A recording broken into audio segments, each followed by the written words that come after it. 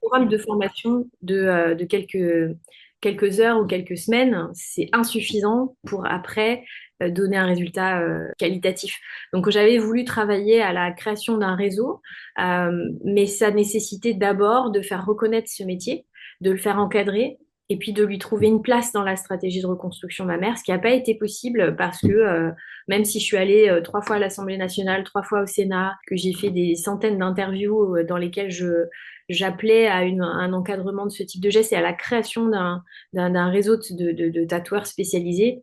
J'ai pas eu le lobby derrière moi suffisant pour y arriver. Et donc aujourd'hui, c'est plus l'industrie du maquillage semi-permanent qui s'est approprié ce qu'on peut désagréablement appeler un business. Et donc, les gens sont formés en une demi-journée, 2 jours, 3 jours, 5 jours, dans le meilleur des cas, pour faire des tatouages semi-permanents. Et c'est ça aujourd'hui qui est devenu la règle. On appelle ça tatouage 3D parce que c'est un terme qui n'est absolument pas protégé. Et donc, les gens ne savent pas réellement, quand ils poussent la porte de quelqu'un qui dit faire du tatouage 3D, quel type de formation elle a pu avoir, quel type de matériel elle va utiliser, quel type de résultats elles peuvent attendre. Et là, il y a un vrai flou juridique et artistique, si je puis dire, qui peut tromper les patients et les patientes et qui peut aussi générer une mauvaise image de soi a posteriori parce que on a derrière quelque chose de pas ressemblant ou de pas esthétique. Et c'est la dernière étape, c'est la cerise sur le gâteau quand même.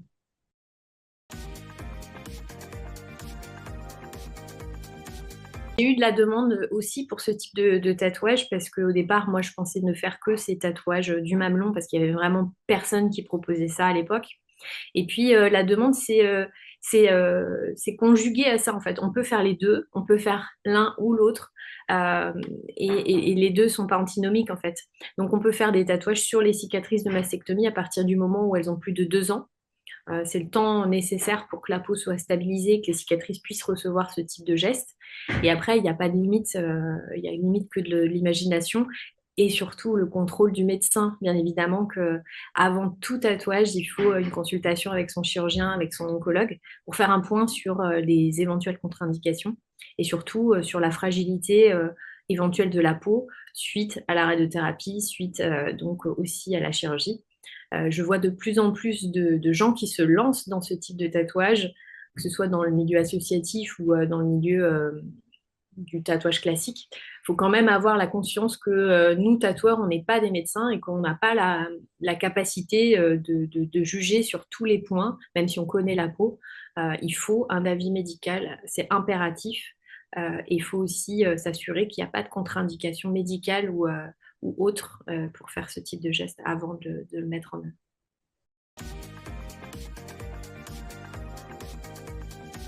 Le premier tatouage que moi j'ai fait quand j'ai fait ma formation aux États-Unis, quand je suis revenue, j'avais pas forcément exercé énormément parce que j'ai fait ma formation. J'ai tatoué une femme là-bas aux États-Unis et puis je suis revenue en France sans vraiment avoir de l'expertise finalement. Du coup, je me suis tatoué moi un cœur nichon sur la hanche qui est là depuis un peu plus de 8 ans maintenant, presque 9 ans. Et ma maman et ma sœur, qui savaient que j'avais vraiment envie de bien faire, m'ont dit, bah écoute, tu vas nous tatouer aussi un cœur nichon, comme ça tu vas t'entraîner sur nous avant de tatouer des vrais mamelons sur des femmes. Donc, les 3 premiers cœurs nichons sont liés par le sang et par l'amour de ma maman et de ma sœur. Et ça a été une formidable chaîne de solidarité. Donc, c'est quelque chose dont je suis hyper fière et je suis ravie que tu le mettes en lumière à travers ton témoignage. C'est très précieux.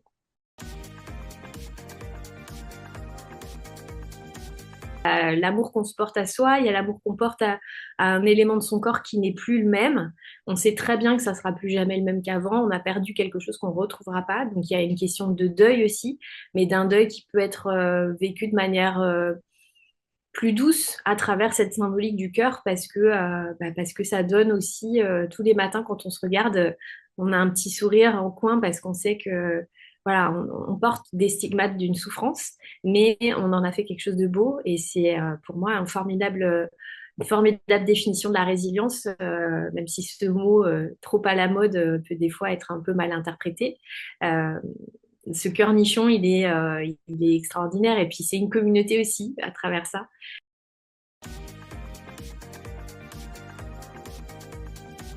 En fait, moi, sur mon site, thetetontattooshop.com, il y a un onglet qui s'appelle Se faire tatouer. Et en fait, j'ai construit ce site avec une personne qui m'a aidé à le mettre en place, de manière à prendre en main les gens qui ne connaissent rien de ce geste et qui ont besoin de se sentir pris par la main pour savoir comment ça se passe. Donc, en gros, il y a un petit déroulé avec un timing sur la durée de cicatrisation qu'il faut avoir. Il y a une petite fiche téléchargeable en PDF qui contient les contre-indications. Donc ça, c'est quelque chose qui est potentiellement aidant pour, avant de prendre la décision, je fais un point avec mon médecin et je viens à la consultation avec cette petite liste. Comme ça, je vérifie avec mon médecin que je ne suis pas porteuse de contre-indication. Ensuite, il y a un petit espace où on peut télécharger les photos. Donc moi, ça m'aide de recevoir des photos pour envisager tout projet de tatouage, que ce soit pour le mamelon ou pour un tatouage décoratif. Donc les photos peuvent être téléchargées de manière sécurisée. Elles arrivent dans ma boîte mail et elles ne sont pas partagées par les réseaux ou par WhatsApp, qui ne sont pas des réseaux sécurisés. Et ensuite, on commence à interagir ensemble à distance et mettre en place le projet à distance, que ce soit pour un tatouage du mamelon simple ou un tatouage décoratif. On va commencer à aborder quel type de symbolique, quel endroit, quelle place, etc. Et en fait, après, je propose un dessin ou plusieurs dessins en fonction de ce que la personne souhaite. Et on se rencontre le jour J pour mettre en place ce projet. Donc, il n'y a pas de rencontre avant. Tout se passe à distance, mais on échange suffisamment, de manière suffisamment proche pour que tout soit rassurant et que tout se passe bien. Et donc, le tatouage est mis en œuvre sur une journée en général quand c'est un projet décoratif. Et quand c'est un projet de tatouage du mamelon, c'est des séances qui durent 2 heures à peu près. Et donc, on a pu finaliser ce long parcours de reconstruction. Pour les tatouages du mamelon, on se reverra pour des retouches. Alors, c'est pas systématique, mais ce type de geste, il est réalisé sur des peaux qui sont quand même plus fragiles qu'une peau classique. Et donc, sur les tatouages du mamelon, on peut envisager d'une retouche. Soit on l'a fait au bout d'un an, comme ça, on fixe le résultat, et là, on est tranquille pour une période qui va de 5 à 8 ans environ. Ça, c'est le temps où moi j'ai cette expérience, donc je ne peux pas dire au-delà. Et puis sinon, on se laisse le temps qu'il faut et on revient quand ça s'est affadi, quand la couleur a s'est été un peu éclaircie, quand les contrastes sont moins présents, parce que c'est nécessaire sur des couleurs qui sont très proches de la couleur naturelle de la peau, de remettre un petit peu de contraste de temps en temps. Mais c'est pas du tout aussi fréquent qu'un tatouage qui est fait à l'hôpital qui, lui, peut requérir des retouches tous les 6 à 12 mois. Donc, on est vraiment plus dans des périodes qui vont de plusieurs années. Ce cœur nichon, il est aussi accessible en décalcomanie. C'est aussi réfléchi pour complémenter des solutions qui existaient aussi. On a les mamelons en silicone aussi qui sont très réalistes. Alors il y a cette gamme très réaliste qui existe et qui est parfaite parce que c'est extrêmement vrai, il y a le relief, etc. Après, il y a ce côté amovible qui peut être gênant, même si les colles sont bien faites et ça dure de plus en plus longtemps. Donc, tout ce qui peut aider à la qualité de vie, franchement, c'est important et c'est pensé par des gens qui sont passés par là ou qui connaissent bien la maladie parce que le grand public néglige un peu tout ça en parlant du cancer du sein comme d'un cancer un peu gentil, cancer un peu facile. Oh bah t'as de la chance, tu vas te faire refaire les seins gratuitement. Enfin, il y a un côté rose un peu dégoulinant qui est loin de la réalité des choses. Et donc, ces petits éléments-là sont des petits tips. Et c'est ça aussi qui est bien dans cette communauté que tu contribues à développer, c'est de donner des pistes pour améliorer la qualité de vie sans minimiser en fait tout ce qu'il y a derrière. La souffrance liée à la hormonothérapie, elle est réelle. La souffrance liée à la perte des cheveux, à la perte des sourcils, à la prise de poids, c'est réel. C'est pas juste temporaire. Et donc, quand on peut aider les gens de manière légère et subtile à passer tout ça avec un peu de sourire, je trouve ça super.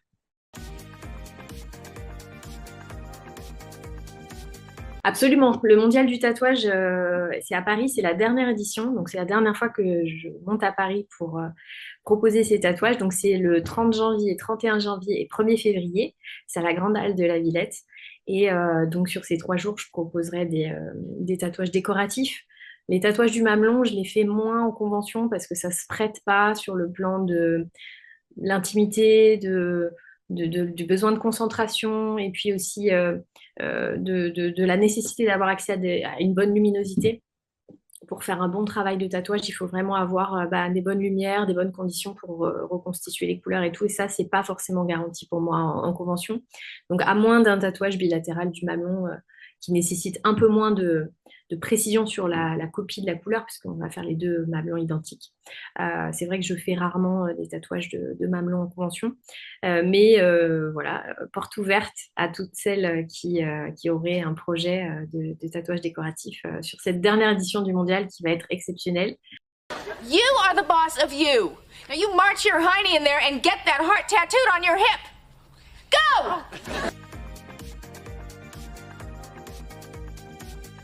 De manière à ce que les personnes qui sont touchées par la maladie ne soient pas abusées par des allégations mensongères, qu'on puisse vraiment savoir de quoi on parle et que quand on va voir quelqu'un, on sait tout de suite si on va avoir affaire à du maquillage permanent ou à du tatouage artistique et qu'on puisse avoir aussi une sorte d'assurance que la personne elle est compétente dans ce geste. Donc sur mon site, il y a aussi une petite partie qui vous aide à poser les bonnes questions à la personne que vous allez consulter. Si vous n'êtes pas jusqu'à moi, il y a des questions à poser. Et dès qu'il y a un non ou dès qu'il y a une incertitude, c'est un red flag, quoi. Il faut faire attention.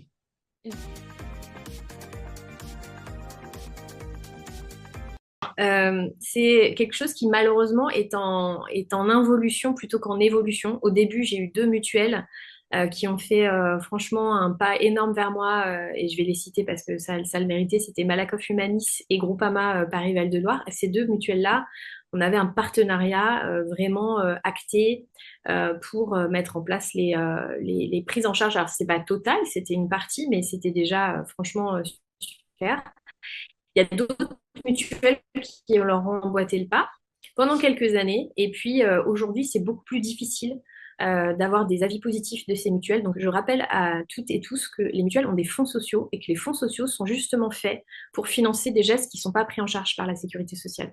Et il est bon ton de leur faire appel avant. Donc moi, je peux envoyer un devis et de voir si les comités sociaux peuvent se réunir, discuter du cas. Souvent, c'est sur des critères financiers, mais souvent, quand on a eu un cancer du sein, bah, on est soit en invalidité, soit on a perdu son travail, soit on est en période où on n'a pas forcément de revenus. Donc, tout ça peut être discuté. Et il faut aussi savoir que les caisses de sécurité sociale, donc la CPAM, a aussi des aides exceptionnelles. Et donc, sur commission et sur critères sociaux, avec l'aide d'une assistante sociale, il est possible de monter des dossiers. Et j'ai eu des personnes qui ont pu avoir des financements intégraux de leur tatouage parce que le dossier a été monté avec le concours du médecin, de l'assistante sociale, et puis le devis, et puis des photos qui prouvent que voilà, il y a un vrai besoin, et les photos avant-après aussi qu'on envoie. Donc moi, je donne une facture et j'envoie les photos avant-après, de manière à ce que les gens puissent se justifier de la réalisation de ce geste. Voilà, c'est vraiment des choses pour faire évoluer la réglementation. La réglementation, aujourd'hui, elle n'a pas donné sa place à ce type de geste. Il y a actuellement une enquête qui est menée par les ministères après une discussion au Sénat et à l'Assemblée nationale. J'ai pas été intégrée dans ce groupe de travail, je le regrette, et j'ai pourtant fait tout ce que je pouvais. Mais à travers le syndicat des artistes tatoueurs dont je suis membre et dont je suis conseillère scientifique et technique, on a transmis tout un dossier aux sénateurs, aux députés, à toutes les personnes qui sont potentiellement impliquées dans ce rapport pour apporter notre pierre à l'édifice et bien marquer le territoire, entre guillemets, entre la dermopigmentation et le tatouage artistique, pour qu'il y ait aussi une dénomination spécifique et qu'il y ait aussi un encadrement des compétences pour réfléchir aussi à ce sujet du financement. Parce que effectivement, on rembourse aujourd'hui des centaines et des milliers de tatouages qui ne vont pas durer, qui vont pas forcément être très, comment dirais-je, ressemblants ou pas remplir cette case de l'estime de soi. Et on les rembourse tous les 6 à 12 mois, donc ça devrait. Si on cherche des économies, elles sont faciles à trouver. Alors en fait, j'avais envie d'un podcast qui soit un peu à l'inverse de beaucoup. Souvent, les podcasts, ils sont drivés par des marques ou par des lobbies ou par des associations. Là, j'avais envie que ce soit un peu un grand foutoir. Et qu'à partir du moment où il y a tatouage et cancer, ça puisse aborder tous les sujets. Donc, j'ai des patientes iconiques, des clientes iconiques que j'aimerais faire intervenir parce que leur histoire est extraordinaire et leur témoignage serait bouleversant parce que on va parler de choses qui fâchent aussi, on va parler de manière dont on est reçu parfois, qu'est-ce qu'on m'a dit au diagnostic, comment j'ai reçu mon diagnostic, parce que j'entends tout ça en fait. C'est des choses que moi je pose comme question au moment de la consultation, quand on se rencontre la première fois. Comment on vous l'a annoncé, à quel âge, qu'est-ce qui s'est passé dans votre tête? Tout ça, ça constitue aussi un parcours et ça constitue aussi une manière de savoir si on va marcher vers une guérison ou si on va marcher vers une vie entière brisée par la maladie. Donc, j'ai envie de faire intervenir des médecins, des assistantes sociales, des gens qui sont impliqués dans les associations, un peu tout le monde, des artistes, même des gens qui n'ont pas forcément été touchés personnellement, mais pour que le vecteur commun, ce soit l'art et puis la résilience avec qu'est-ce que le tatouage a pu apporter dans votre chemin, comment on peut sécuriser et sanctuariser ce geste pour que ça soit quelque chose de réparateur. J'aime pas trop le mot parce que c'est un peu abusif aussi, mais on répare l'estime de soi, donc tous les outils seront les bienvenus. Donc voilà, j'aimerais bien que ça soit quelque chose de très ouvert, où il n'y ait pas de tabou. Donc, on verra sous quelle forme ça pourrait être fait. Et puis là, je sais que la censure ne pourra pas venir bloquer parce qu'il n'y aura pas d'image. Donc, il y aura plus juste de l'écoute. Et j'espère que ça sera et instructif et marrant.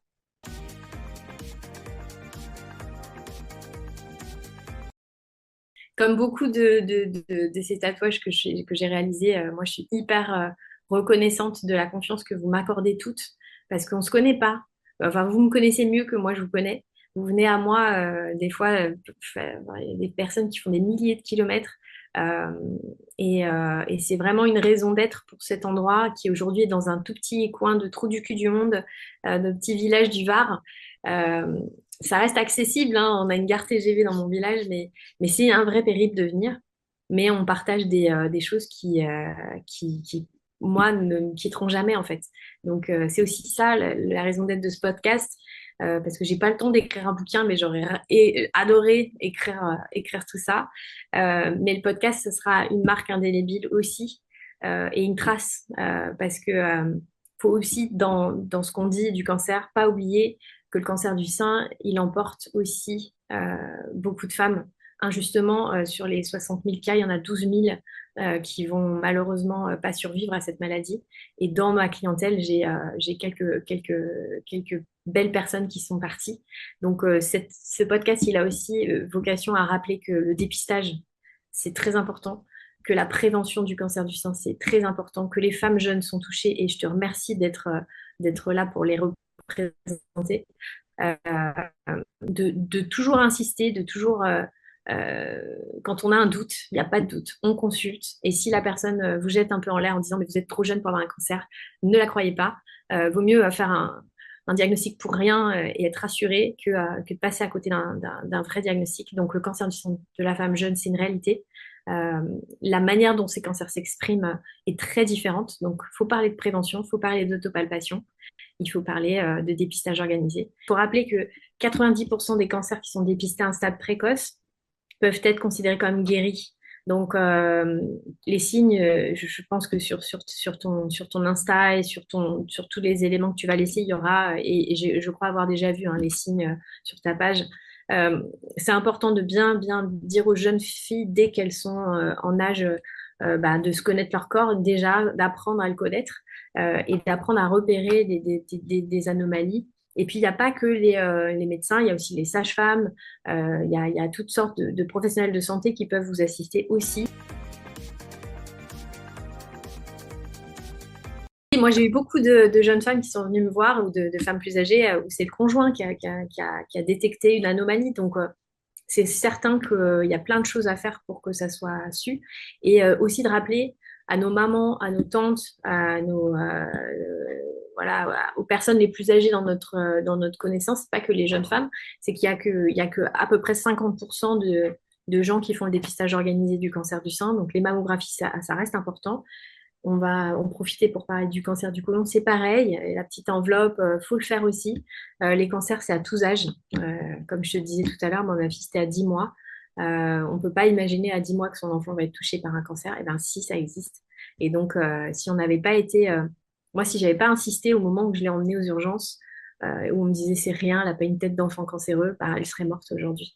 Parce qu'en quelques jours, c'était trop tard, en fait. Donc, insister. Et merci en tout cas de cette opportunité que tu me donnes d'en parler avec toi. Et bravo pour ce que tu fais parce que c'est très positif, c'est hyper esthétique, c'est pas culpabilisant, c'est culpabilisant, pardon, c'est pas moralisateur. Et j'aime aussi beaucoup le fait que ça parle en douceur, pas dans le mode combat, fighter, machin. Le glamour et doux, c'est très bien. Bravo.